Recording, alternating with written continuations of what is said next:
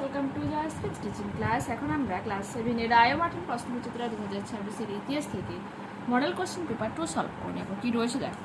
একে বলেছে সঠিক উত্তরটি নির্বাচন করো। নিকোলো কোনটি ছিলেন? ডি, ইতালীয় পর্যটক। তকাভি রিন্দান প্রকল্প চালু করেছিলেন ডি, মোহাম্মদ বিন তুগলক। জৌনপুর রাজ্য দিল্লি সুলতানির অন্তর্ভুক্ত হয় বহলল লোদি এর সময়। আরবি ভাষা ইলম শব্দের অর্থ কি? জ্ঞান। অটোমান তুর্কিদের আমলে ইকতা ব্যবস্থার পরিবর্তে অন্য একটি ব্যবস্থা প্রচলিত ছিল, তা হলো তিমার। আকবর চিতোর জয় করেন 1568 খ্রিস্টাব্দে। মুঘলদের সময়ে স্বর্ণমুদ্রাকে বলা হয় সি আশরফি।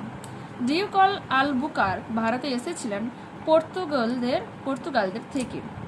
শেরশাহর মৃত্যুর পর তার যে পুত্র ক্ষমতায় আসে তিনি হলেন ইসলাম শাহ।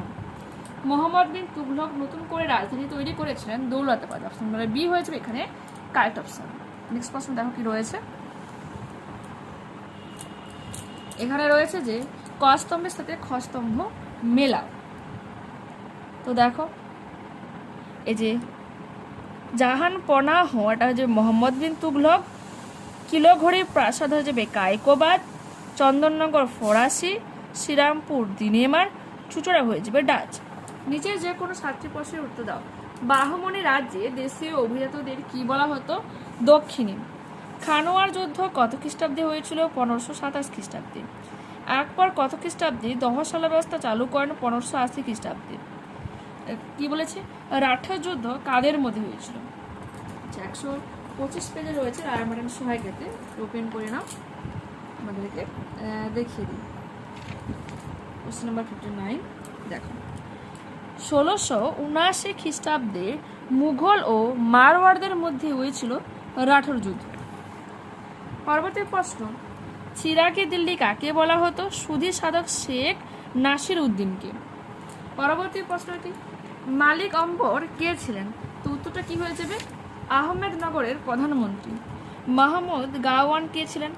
তৃতীয় মোহাম্মদের মন্ত্রী ছিলেন এবং তিনি সুদক্ষ যোদ্ধা ও পরিচালক ছিলেন। দিল্লির কোন সুলতান দাসদের জন্য আলাদা দপ্তর খুলেছিলেন? আলাউদ্দিন খলজি। বাংলার প্রথম স্বাধীন সুলতান কে ছিলেন? শামসুদ্দিন ইলিয়াস শাহ। ওকে, চারের আগে বলেছে কি খলজি বিপ্লব কাকে বলে? এটা 91 পেজে রয়েছে, দেখে নাও। 1920 খ্রিস্টাব্দে জালাউদ্দিন খলজি গিয়াসউদ্দিন বলবনের বংশধর কায়কোবাদ ও তার শিশুপুত্র কায়োমার্সকে ক্ষমতাচ্যুত করে দিল্লি সুলতান হন। এই ঘটনাকে খলজি বিপ্লব বলা হয়। খলজি বিপ্লব বলার কারণ এই ঘটনায় দিল্লির ইলবারি তুর্কি সুলতানের হাত থেকে খলজি তুর্কি বা হিন্দুস্তানি মুসলমানরা ক্ষমতা দখল করে।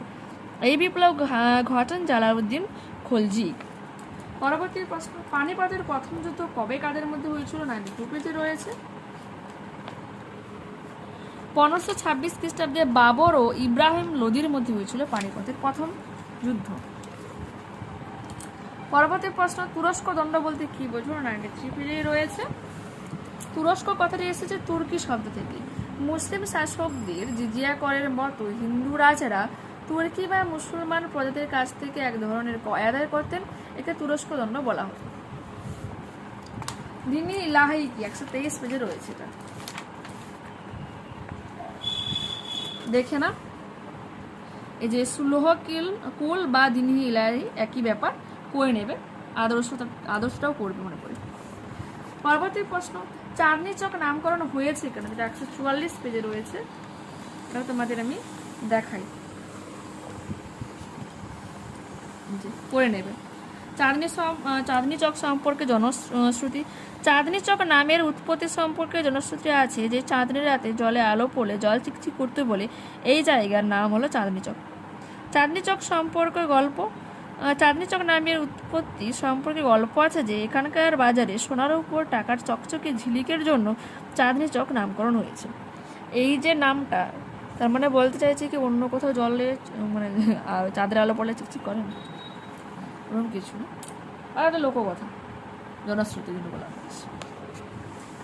পরবর্তী প্রশ্ন কি রয়েছে, শরাব কাদের বলা হতো? টেক্সট বুকে রয়েছে তোমার 103 পেজে, ওটাও তোমাদের আমি দেখিয়ে দিচ্ছি। দেখো এই যে সরাবরা কি হচ্ছে, আজকের ব্যাংকের মতো সেকালে টাকা বিনিময়ের কাজ করতো, এরা ধাতুর মুদ্রা কতটা খাঁটে তাও পরীক্ষা করে, ঠিক আছে, সুলতানিয়া বলে। পরবর্তী প্রশ্ন, কারা রাজিয়ার সমর্থক কারা বিরোধী ছিল? এটি 9 পেজে দেখাচ্ছি। এখন সমর্থক কারা ছিল? দিল্লির সাধারণ লোক, অভিজাত, সেনাবাহিনী। রাজিয়ার বিরোধী ছিলেন অভিজাতদের একাংশ, দিল্লির বাইরের তুর্কি অভিজাতরা। ও রাজিয়ার ভাই রুকন উদ্দিন, ফিরোজ, উলেমা, রাজপুত শক্তি প্রভৃতি এরা ছিল বিরোধী। পরবর্তী প্রশ্ন কি দাক্ষিণাত্যের ক্ষত, যেটা 122 পেজে রয়েছে, তো তোমাদের দেখাচ্ছি। দেখো ঔরঙ্গজেবের দাক্ষিণাত্যের ক্ষত যে রয়েছে, যে মুঘল সম্রাট ঔরঙ্গজেবের সময়ে দক্ষিণ ভারতের মারাঠাদের ক্ষমতা অনেক বেড়ে গিয়েছিল। ঔরঙ্গজেব দক্ষিণ ভারত জয় করে বেশি রাজস্ব আদায় করতে ও মারাঠাদের দমন করতে চেয়েছিলেন। বিজাপুর ও গোলকোন্ডা দখল, ঔরঙ্গজেব দক্ষিণ ভারতের বিজাপুর ও গোলকোন্ডা রাজ্য দখল করেছিলেন। মারাঠা সাম্রাজ্য দখলের চেষ্টা, ঔরঙ্গজেব মারাঠা সাম্রাজ্য দখল করতে গিয়ে ব্যর্থ হন। দাক্ষিণাত্যের ক্ষত, ঔরঙ্গজেব দাক্ষিণাত্যকে নিজের অধিকারে আনার জন্য 25 বছর ধরে চেষ্টা করেছিলেন, কিন্তু সফল হননি। একই দাক্ষিণাত্যের ক্ষত বলা হয়। 1707 খ্রিস্টাব্দে এই দাক্ষিণাত্যে ঔরঙ্গজেবের মৃত্যু হয়। পরবর্তী প্রশ্ন কি আছে, হোসেন শাহী ও ইলিয়াস শাহী আমলে বাংলার সাংস্কৃতিক উন্নয়ন সম্পর্কে সংক্ষেপে লেখা। এটা 94 পেজে রয়েছে, দেখে নাও, করে নেবে। এটা একটু ভাষা সাহিত্য আর যে পরধর্ম সহিষ্ণুতা। পরবর্তী প্রশ্ন, আকবরের রাজপুত নীতি, যেটা 113 পেজে রয়েছে, দেখে নাও ভালো করে। বৈবাহিক সম্পর্কের নীতি, উচ্চ রাজপদের নিয়োগ নীতি, বিভিন্ন সুযোগ সুবিধা প্রদান নীতি, যুদ্ধনীতি, এগুলো। ওকে, পরবর্তী প্রশ্ন কি রয়েছে, বিদেশি পর্যটকরা বিজয়নগর রাজ্যের স্বরূপ কিরূপ বর্ণনা দিয়েছে। তোমার রয়েছে 86 পেজ, করে নেবে। বিজয়নগর শহর সম্পর্কে বলেছে, তারপর রয়েছে এখানে কৃষি ও জলাশয় সম্পর্কে তারা বলেছে, বর্ণনা দিয়েছে। ব্যবসা ও শিল্প সম্পর্কে বর্ণনা দিয়েছে। শ্রেণীবিভক্ত সমাজ সম্পর্কেও বর্ণনা দিয়েছে, দেখে নাও। এরপর কে রয়েছে, শাহজাহানবাদের নাগরিক চরিত্র কেমন ছিল। 138 পেজ, প্রশ্ন নাম্বার 5।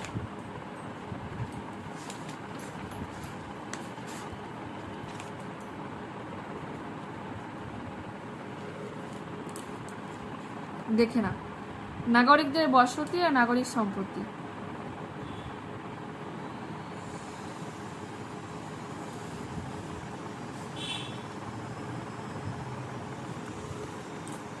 শেরশাহের শাসন ব্যবস্থা সম্পর্কে সংক্ষেপে আলোচনা করে, এটা 110 পেজে রয়েছে।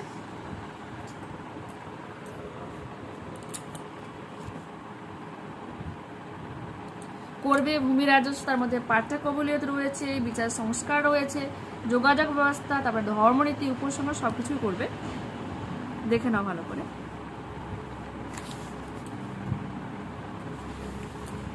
মোহাম্মদ বিন তুগলকের যে কোনো দুটি পরিকল্পনা ও তার ব্যর্থতা সম্পর্কে আলোচনা করে, এটা 80 পেজে রয়েছে।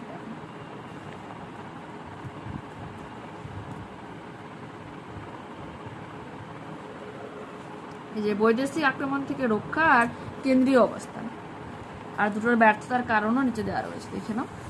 সুলতানের অস্থির চিত্ততার জন্য আর নাগরিকদের অসন্তোষের জন্য, করে নেবে। প্রশ্নটা একটু ঘুরিয়ে দিয়েছে, বাট উত্তরটা তোমার একই রয়েছে।